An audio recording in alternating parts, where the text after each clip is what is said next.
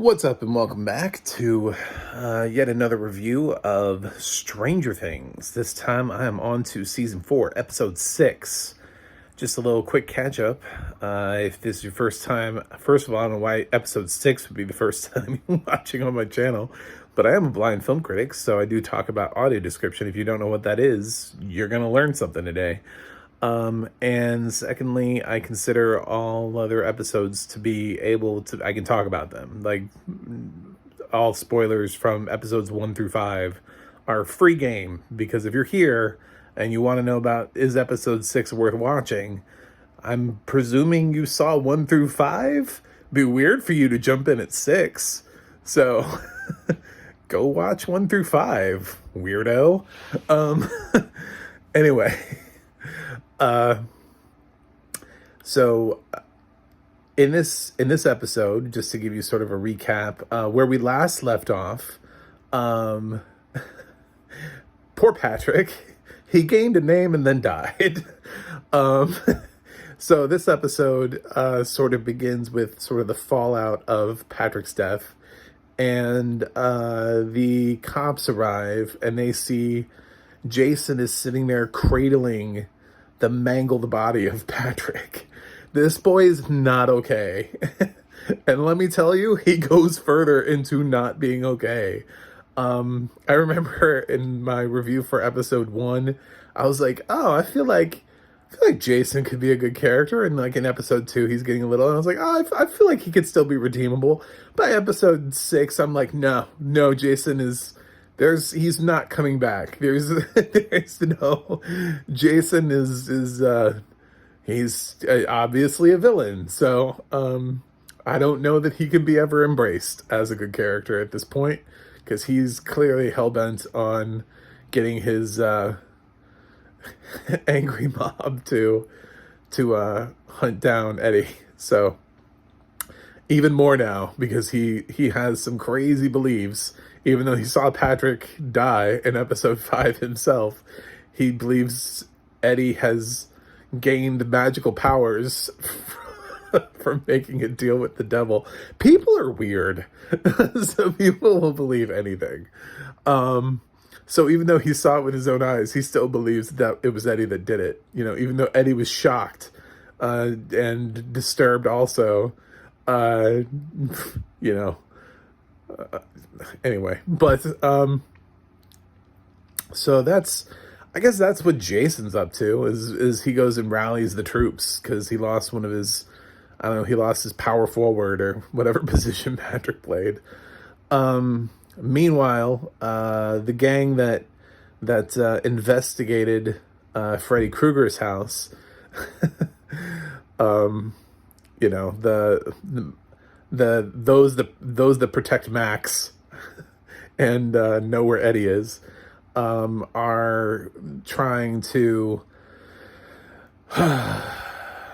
do a lot. I mean, there's a lot of focus on them, but they made it out of the house, so that's good news. And they do a lot in this episode, and I don't want to spoil too much, but they have contact with Eddie, and Eddie sort of explains the situation of what just happened. So they're trying to get to Eddie again before the angry mob finds Eddie. It's this like constant hiding him maneuver that they have to keep doing. So that's kind of like the less spoilery version of what they do. They also believe that they also, how do I say this without spoiling? They believe they know how to get into the Upside Down. So that becomes a thing. And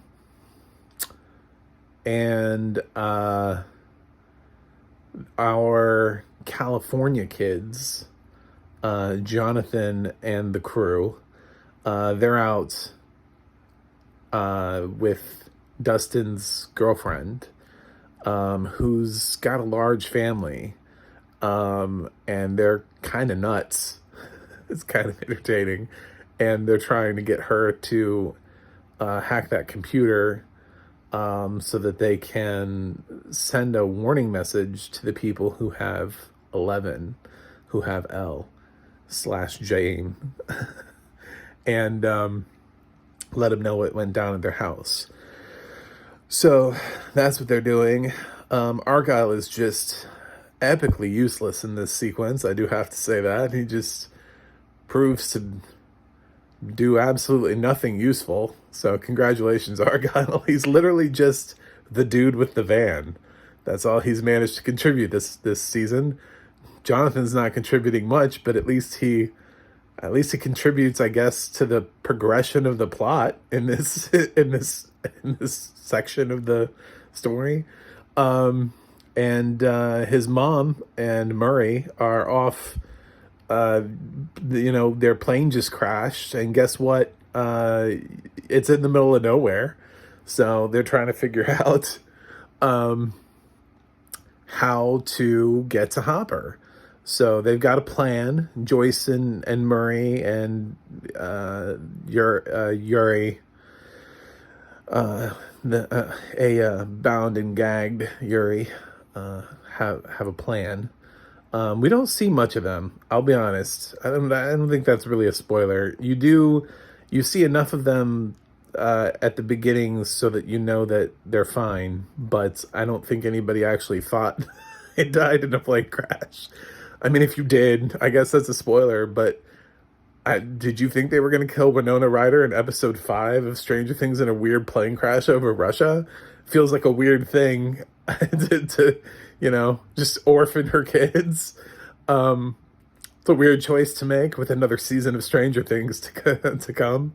So, and we do see Hopper, and he's still in prison, and the situation is not good. And he hears some other prisoners talking about they have totally misread a situation. And Hopper lays down reality for them. And the other prisoners are just like, oh, fuck. So, because Hopper knows what's up. And the other prisoners, they were excited for a minute there. And then they were like, oh, shit. Oh, never mind. This dude knows what he's talking about. So that was fun. And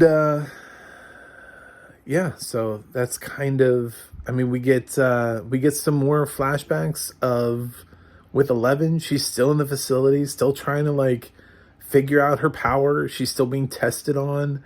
We're still seeing flashbacks to her past. That's kind of the thing. I don't, yeah. So that's what 11's up to. It'd be nice if we could rope her in. We got one more episode before we break for until they release the final 2 episodes later on this year. So, I mean, hopefully some people rally for episode 7. But it doesn't look like 11 right now is in a place necessarily where she's going to be much use in episode 7.